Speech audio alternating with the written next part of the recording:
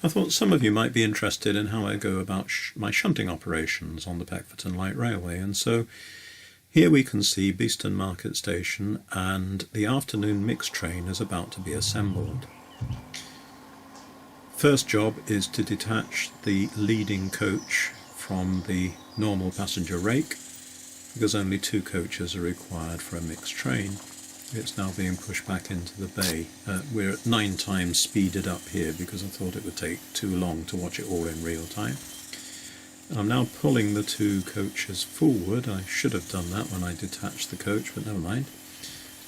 My computerized freight management program has told me that the van that you can see nearest the camera here and one of the cattle wagons are required to be delivered further down the line, the other terminus at Peckforton Station. We're back in real time now, just so that you can see the normal speed at which shunting operations are carried out. And the wagons are being pulled forward so that the van can be reversed on to the cattle wagons in the cattle dock siding. Now, for reasons best known to itself, the computer program told me that it was the 3rd cattle wagon that needed to be attached to the train, and who am I to argue? So the 3rd wagon's been pulled out, the other 2 are being put back on the dock road, and now the van and the cattle wagon are reversed to the end of the platform loops road, and the other wagons have been returned to the siding. Now, the milk churn wagon that you can just see being shunted needs to be attached to the front of the train.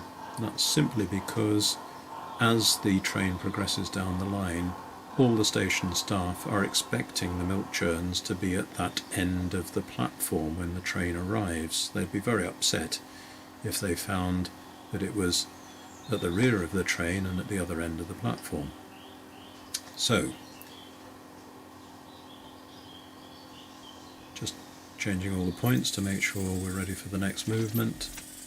And now the churn wagon is attached to the front of the train and the train pushed back to connect the 2 wagons. Now, as far as the passengers are concerned, the train is departing, but of course we know that we've still got to attach the brake van to the rear of the train, so it pulls out of the station and then back into speeded up time. You come back, pick up the guards van, which couples up first time, and then with a 2 to the whistle, off the train goes.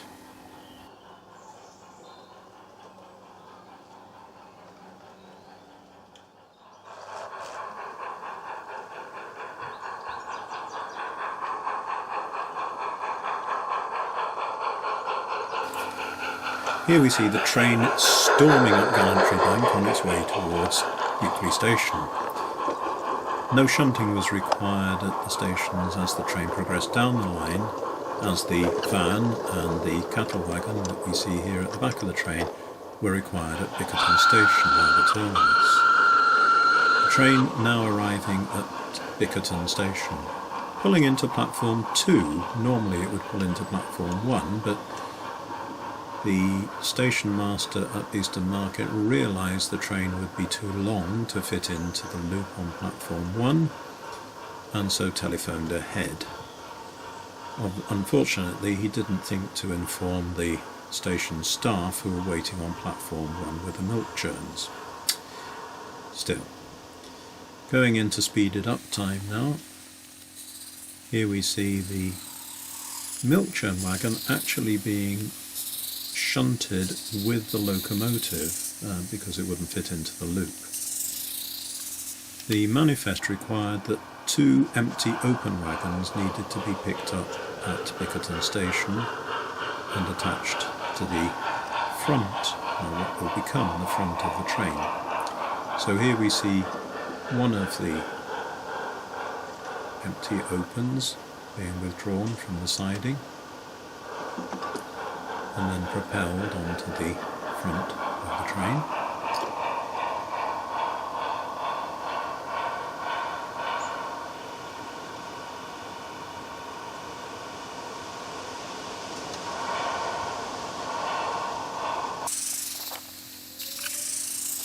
And now back into speeded up mode, we see the second wagon being attached to the front of the train and the van and the cattle wagon deposited in the siding. The guard's van and the churn wagon are shunted to the other end of the train, and now the train propelled back onto the guard's van. We can imagine the station staff frantically loading and offloading churns at this point before the train departs up the line towards Buckley Station.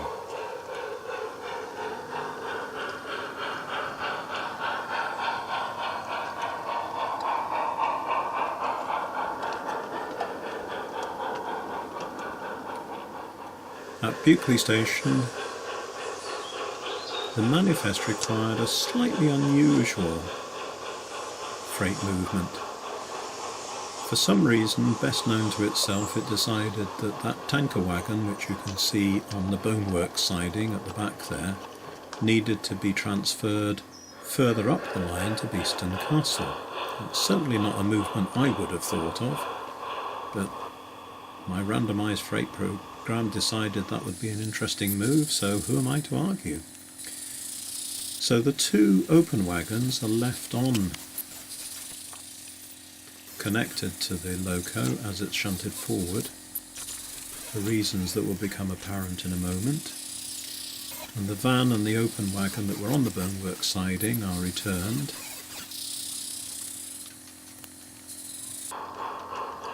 And now we see that the two open wagons are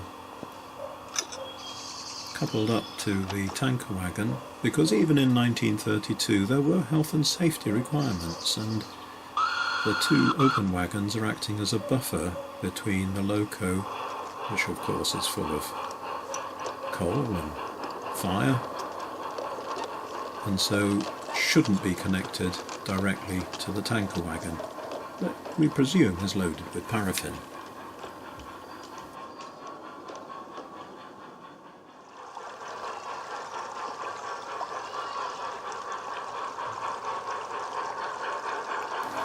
So here we see the train further up the line as it's passing the watermill on the approach to Peckforton Station. Apologies for showing the watermill yet again, but it is rather an attractive little shot, and this is a slightly different angle. Here we are, Beeston Castle Station, the train pulling in. On the down side of the platform, normally it would pull in on this side of the platform, but of course we need to do this strange freight movement. I can only assume that the coal merchant decided he needed some more paraffin, and there was some left over from the tanker after it had emptied itself at Buckley. Anyway, the tanker is shunted into the siding. Minimum disturbance to the passengers, who are quite tolerant, it would seem, of the idiosyncrasies of the Peckforton Light Railway. So the train is reassembled and ready for departure.